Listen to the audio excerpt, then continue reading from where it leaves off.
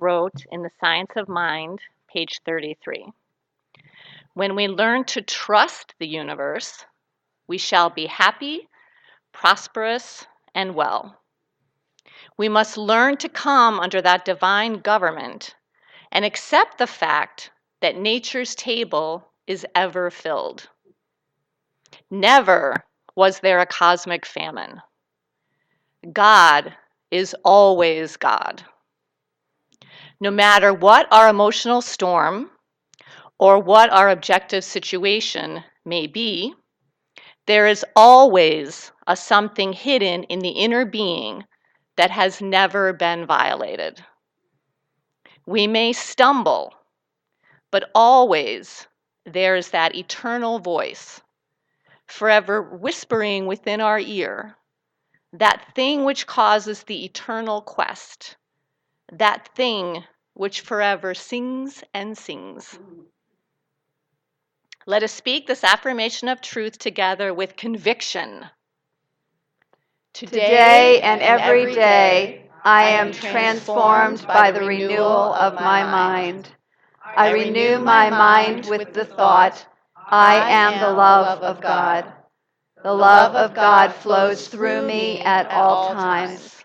When people see or hear me, they experience love. My life is guided by the indwelling spirit of love. Hallelujah. Thank you, Marianne.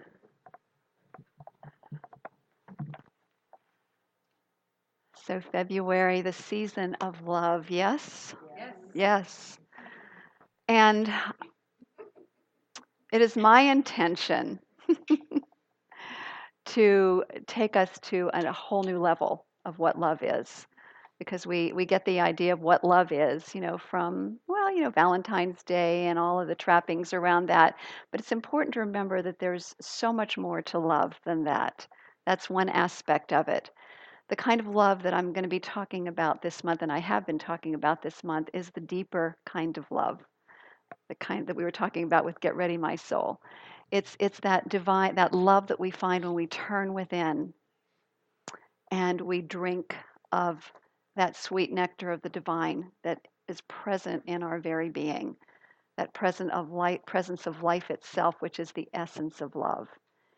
And so my intention then is to take a look at all of these matters of the heart, and there are many different aspects of the way we could look at this. And today, the focus is going to be on realigning the heart, the idea of realignment with Source itself. And then, how is it that we go about that? There's a beautiful quote by Marianne Williamson that I think speaks to it very clearly. She said, "The more you drop into your heart, the more God can drop into your mind." And so often one of the things that I do myself, and I invite everybody else to do, is I say, let's drop into our hearts. And my beloved husband, Dan, said the other night when I was practicing this, he said, you might want to explain to people what that means.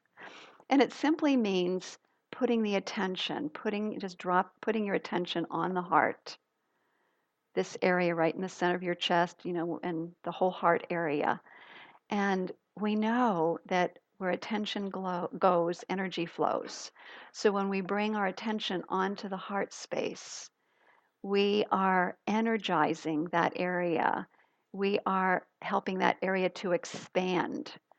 And the heart area is the seat of love, and it's the seat of wisdom. Wisdom I like to see as a combination of intelligence and love intelligence. But that's the place that we can drop into. So last week, we talked about getting to the heart of our dreams, and we used the DREAM acronym to help us remember how that works.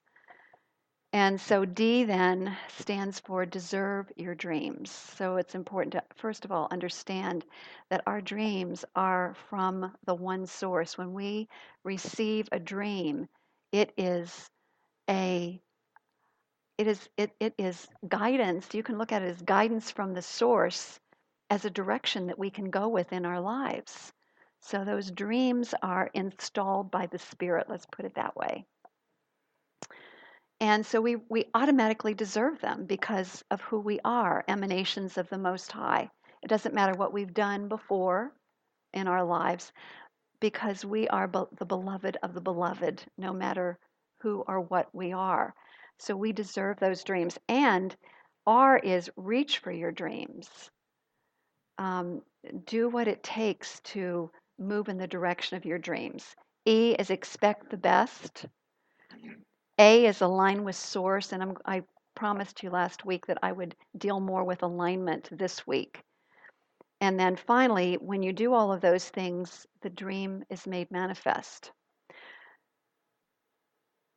So we're going to be aligning with source today, as I said, by realigning with our hearts. And you know, our dreams and desires, we know they're of source. So the question may be, okay, so if they're of source, then why haven't I manifested it yet? You know, what's the deal here? So I love the way Abraham Hicks describes dreams or desires, that there's a rocket of desire. You know, we have this rocket of desire of what it is that we want in life. And then there's a universal law that automatically says, yes, let's do it. You know, the universal law takes the impress of our desires. But then our part, so that all happens kind of automatically. Our part then is to allow that law to do its work and to listen to guidance. The allowance is both allowing the law and also listening to guidance and putting ourselves into a vibration in which we can really receive the dream. The key is becoming a vibrational match. So I'd like to use an analogy that I think that will help us. Actually, it's a great analogy. It's an analogy that the 19th century clipper ships, the sailing ships, the big ships that you see the models of quite often, they were designed for two purposes: to sail fast and to stay on course as precisely as possible. You know, that it wasn't like the usual sailboats that go back and forth. They were designed to stay on course and keep moving and to go quickly. And to do this, they used three kinds of sails. The lower, the huge sails at the bottom were called the gallant sails. The middle sails were the royal sails. They caught the winds that were a little higher. And then all the way up at the mast are the sky sails. And those were meant to capture those little wisps of wind. You know, when the wind died down, they could capture it and still keep the ship on course, even if it moved a little bit more slowly. So today, our focus is going to be on how to align our sails, align our hearts with the winds of the Spirit so that we can keep moving forward toward our dreams, so that we can stay on course. So, how do we get off course then? That's the key. So, talk to me. Tell me, how do we get off course? Distraction? Okay. What else? Living in the past. What? Obligations. Fear. Okay. So, all of those things that you talked about, living in the past, you know, the word fear can sum that up. It's the vibrational feeling sense, not feeling good, feeling fear, feeling angry, you know, whatever those variations of fear are. Those are the energies that literally push away or hold back the manifestation of the dream. So then, how do we get into alignment? Mm-hmm. Put up a bigger sail, right? Feeling good. So if you can remember that one piece Am I feeling good or am I not feeling good? Am I feeling good or am I not feeling good? And then what we do is we continue to align in the direction of feeling good. And we can help ourselves feel good or feel better with our thoughts, right? Our thoughts are the way that we continue to move and correct our course over and over again and stay in the direction of our dreams. Now, here's the thing about feeling good. Feeling good can be anything from that touchdown, happy dance kind of feeling good that many of us were doing after the Eagles game, or it can be a peaceful, centered, secure feeling. Any variation of that. And you can also think about not feeling good as rumble, those rumble strips, that they have on the highway. Yeah? Anybody ever go? Yeah, right. And listen to some of these names of the rumble strips. This was in Wikipedia. Sleeper lines, alert lines, audible lines, the corduroy, growlers, drift lines, and woohoo boards. I thought that was really funny. So again, but the whole point is to let the driver know when they're off course, so the driver can get back on course. And so we can think of our unhappy feelings, our feelings that don't feel so good, as rumble strips to our dreams to get us back on course. And we know how to correct that, right? Yeah, well, yeah, and we're going to talk more about that too. That's right. So one of the things is to have it's your overall picture of what the universe is and who you are.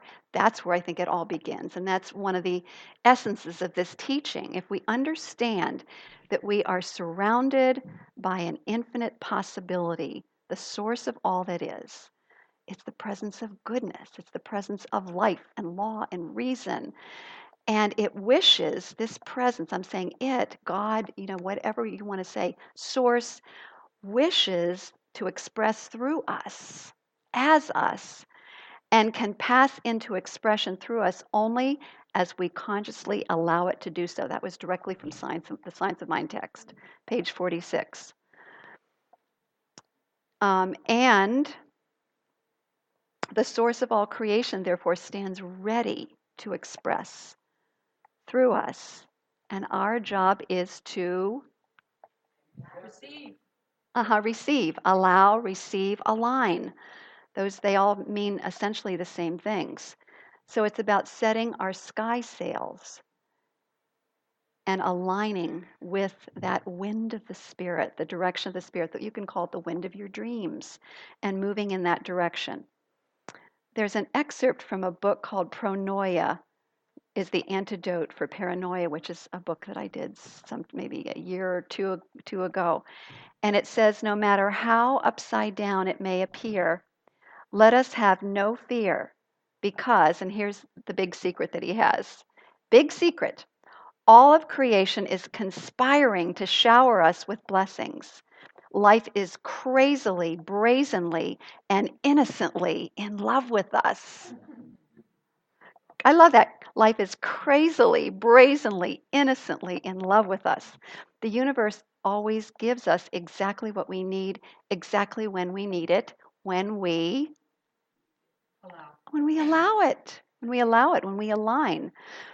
So that having that information is a starting point, because then we realize the universe is conspiring for our good, and then we know, okay, so my job is to align. My job is to, as much as possible, get in that good feeling state. That's the essence of it in terms of that. And of course, there's action and all those other things. But if you're not in a good feeling state and you're taking action, you're not going to get there. You can just work really, really hard and find that you're not getting anywhere. So feeling good, that's such an important point. And so, back to that beautiful quote that was read by Marianne, when we learn to trust the universe, we shall be happy and prosperous and well. I love that, right? That's it right there. And and also to realize there's something hidden within us that can never be violated. What is that thing that's hidden within us that can never be violated? It's source, and it's the essence of who we are. And the essence of who we are is the energy of love and peace and joy. That's our nature. That's our natural way of being. All you have to do is watch little children, and you can see what our essential nature is. So that's our divine selves. That's what gets unveiled when we direct our minds in the direction of better feeling thoughts.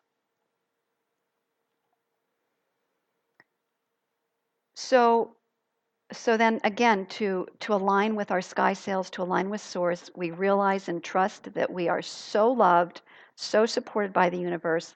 It's conspiring for our good. And here's the part where Sharon mentioned something, to look for the good and be grateful for the manifestations, no matter how small they are. So I have been practicing this for quite a long time, is looking for the good. When my monkey mind, the conditioned mind goes, oh my gosh, there's something wrong there. I know that I'm getting off course, so it's like, okay, stop, and I redirect myself. And I love the idea of pivoting, which is, so we want to we don't want to fight with that other thought that goes, oh, something terrible's happened. But we want to the Buddhists say, become indifferent to it. You don't want to argue with it. Don't fight with it. Become indifferent. And instead pivot in the direction of a better feeling thought. So if you get pulled off in the direction of blah, blah, blah, blah, blah, oh, it's horrible, blah, blah, blah, you just indifferent, turn in the direction of looking for something good. Oh my gosh, look at that beautiful painting over there with the Om sign, whatever it is. We have the power to do that. We have the power of choice to pivot in the direction of better feeling thoughts. And gratitude and appreciation are great ways to do that. So I have a practice that I want to share with you that is out of the Heart Math Institute. I've shared it with you before, but I'm gaining an even deeper understanding of this powerful, powerful spiritual practice that takes only 3 minutes. It says a minimum of 3 minutes, and you can get yourself back into alignment very quickly. So it's called heart-brain coherence. That's what you want to establish. So having the brain and the heart aligned and a connection. Because what they found is when people feel separate or isolated in life, it's because their heart and their brain are not communicating. They're kind of cut off from one another. And so this practice helps form a connection of communication between the brain and the heart. And it allows the heart then, which is the seat of wisdom, to lead the brain, which is what we do when we turn away from the mind chatter and we go in the new direction. It's about learning to get into our hearts and choose something that feeds our hearts. So the heart, they have discovered, is the strongest magnetic field in the body. It used to be the brain was held up as the greatest thing ever in the body, and it turns out the heart is. And actually, the heart has a brain. It has brain cells in it, and they have found that it stores memories, particularly traumatic memories. And they found this especially from doing heart transplants. There have been a lot of heart transplants that have done, and they found that when you take the heart from one person and put it in the other, the memories that were stored in the heart of the first person get transferred to the next person. And in dramatic ways. There was one situation where a little girl was uh, was murdered. Actually, a little 10-year-old girl was murdered, and an 8-year-old received her heart. And the 8-year-old began to have nightmares of the incident. And what came out of that is she was able to see who the man was that committed the murder, and they were able to um, find him. he confessed to it and he's now in prison. I mean, that's how powerful it all is. This memory, these memory cells in the heart. Now, here's the thing, and this was something I found very profound, is we can heal the subconscious mind, the the neural pathways in the brain of an incident, but until we heal the heart, it's still unresolved. And so a lot of us who've gone around with, oh my gosh, I've done all this spiritual work and there's still some issues. And what they're finding, it's because we have to do the heart work to to resolve whatever's going on there. We have a course that we teach called Radical Forgiveness, which is a lot of that heart work. And next week, Dr. Janine Burns will be doing some heart work with you, forgiveness work. So I highly recommend that you come. She'll be speaking during the service and she'll be offering a workshop afterwards. And she has a huge range of expertise, so I know it'll be really, really good. But that heart work is so important. And here's something you can do for yourself in the meantime, and we'll be doing it actually in a few moments. It's a 3-minute process of dropping into the heart, bringing your attention to the heart, breathing, slowing down your breathing. Actually, we're going to be slowing it down enough so that the body gets the message that it's safe, so it can get out of fight or flight and into a relaxation response. And then we're going to start thinking of all the things that we're grateful for. So you can actually think about what you're grateful for, what you appreciate, who you care about, or you can come from a place of compassion. Notice all of these things are aspects of love. And what Greg Braden found was that if you stick to those aspects instead of saying love, for some people, love is a trigger. So if you think in terms of gratitude and appreciation, it's sometimes easier for people to do that. And and then what happens then is you make that connection. The heart begins to open and expand. And they're finding that the heart, they used to think the heart magnetic energy reached out to about 8 feet, and now they're realizing it goes out to infinity. So when we heal our hearts, this is again our connection with all that is. We are healing, we are being a powerful, uplifting presence with on the planet for all of humanity. In fact, they say that the heart is the magnetic field of the heart is 60 times the power of the brain, of the human brain. So coherence, that communication is so important. That is the realignment. That is the good feeling place. It is a really good feeling place. It is a high vibrational feeling place from which you can then live your life.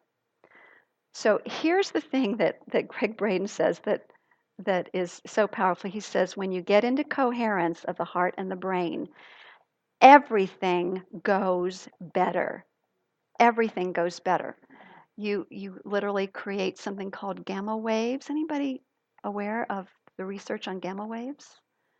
Okay, gamma waves. Okay, so many of us have heard of alpha, beta, theta, delta. Well, gamma waves are the waves that the Buddhist monks create when they are doing meditation, and particularly compassionate, when they're focusing on compassion. They emit these really high vibrational waves. This practice creates gamma waves. And here's the interesting thing is if you do this 3-minute practice, it can last up to 6 hours after you're complete, which means you carry that more alert, centered, optimal state with you for 6 hours. Here are some of the things that happen. You have greater self-control, which means you can respond to challenge in a more thoughtful way. You're more resilient, which means you bounce back from challenges more quickly. And it triggers over 1,300 positive biochemical reactions in the body. Over 1,300 positive biochemical reactions in the body. Things like decreased cortisol levels, that's the stress hormone, anti-aging enzymes, an increase in DHEA, which is the precursor of all the other hormones, a stronger immune system. In fact, Greg Braden told a story. I love this story. He said when HeartMath sent saliva samples to a lab when they had their participants doing this 3-minute thing that I'm going to be showing you, the lab wrote back and said, "What is the new antibiotic that you're developing? We've never seen results like this before." And HeartMath wrote back and they said, "We are not doing an antibiotic. We are learning self-regulation." Right. And the lab said, "This has to be some kind of super antibiotic because these readings are off the charts." So what does that tell you? When you get into coherence, your immune system is strong, particularly in this particular season. I don't even want to call it what it is, but what a gift you can give to yourself by doing this daily practice. And when can you do it? You can do it. He recommended you do it before any time you want to function at your full potential, before a difficult conversation, before meditation, before yoga, before sports. In fact, the Olympic athletes use heart brain coherence in the Olympic Training Center in Colorado Springs. Athletes are using this, the military is using this. So how about us? Why not us? So the research has been around for about 20 years. And it's so exciting to me because I have done this before. It's not like I haven't done it and I've introduced it here before, but I didn't realize all of the parameters around it and how powerful it really is. So the bottom line is that it recharges and resets your system for optimal living. For optimal living. It heightens your spiritual faculties of perception and intuition and wisdom. You become a better listener. You're able to listen more deeply to other people. And your affirmations and prayer, when you do them after you've done this particular practice, are more powerful and potent. So again, you're able to sustain higher feeling states. And so let's practice, okay? Did I get everybody excited? Are you ready? Okay. So here we go. Let's close our eyes. Get ready, my soul. I'm diving in. Close your eyes gently. And again, we're going to give our body the message that it's safe by slowing our breath down to 5 seconds inhale and 5 seconds exhale. And a beautiful way to do that is 1, 1,000, 2, 1,000, 3, 1,000, 4, 1,000, 5, 1,000. And the same way on the way out. So let's take a few moments, slow our breath down, and then I'll guide you from that point.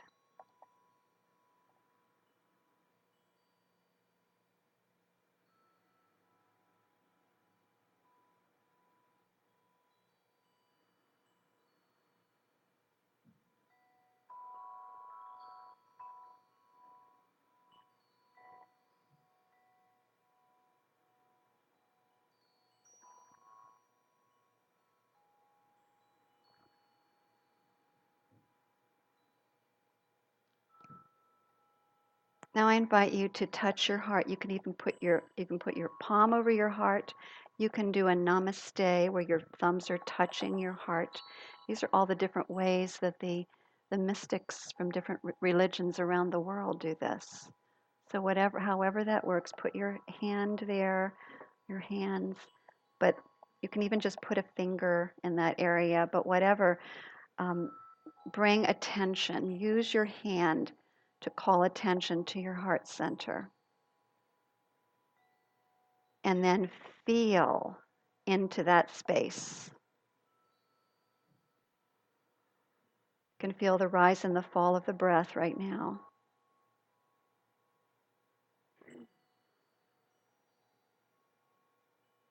And now it's time to practice sustaining the feeling of love by gratitude. If you want to think of all the things you're grateful for or that you appreciate, let's do that now. And the main thing is to get that feeling of gratitude, of appreciation. If a thought arises that's disturbing, be indifferent and just return to the feeling.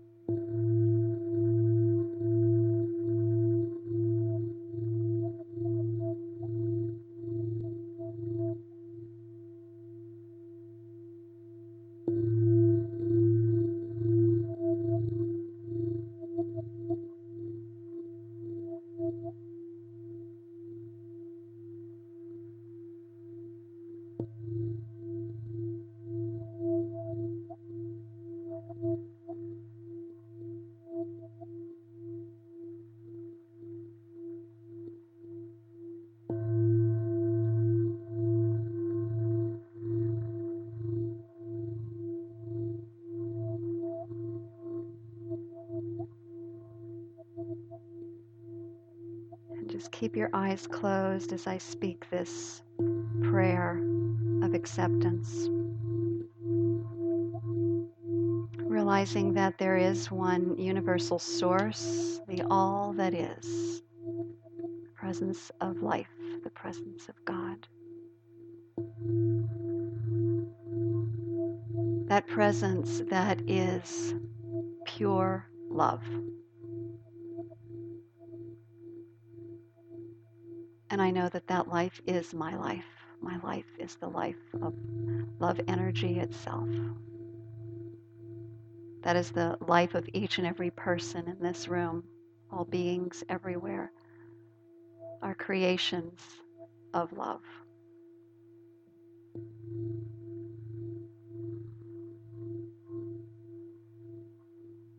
And so in this moment, I am reminded, therefore, that we are loved by the beloved far more than we can even imagine. In fact, the universe itself is conspiring for our highest good. We can trust in the goodness of life. We can trust in our guidance as emanating from Source. We can trust that those dreams that we dream, those new ideas the new desires, rockets of desire that we receive are of the Source and are supporting our evolutionary process in consciousness. And so I now know in this moment that we are aligned with that love. We feel so clearly in our hearts. I know that we are living at an optimal state of consciousness, that our bodies are stronger, our immune system is stronger, our entire being is in pure, sweet alignment with the wisdom of the Most High. So I know as we move throughout our day in conversation and in connection with one another and with those whom we connect with after we leave here today, that we bring this powerful energy of love with us. It is a healing presence. It is an uplifting presence. It is a beneficial presence. And that is who we are in truth. I give my thanks for this awareness. I give my thanks for this sweet feeling of appreciation and gratitude, this sweet feeling of love. And I release this word into the universal law of mind. And together we say, and so it is. Amen.